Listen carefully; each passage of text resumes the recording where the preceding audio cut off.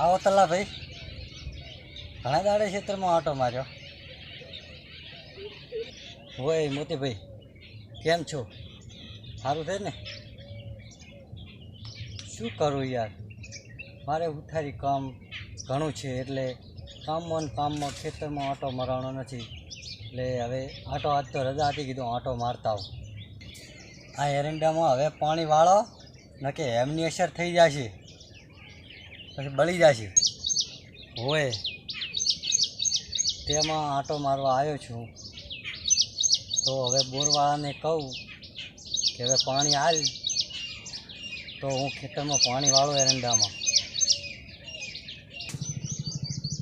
હા, તો બોરવાળાને કહો તો પાણી હાલે, કે બસ બળી ગયા પછી શું કામને પાણી વાળી.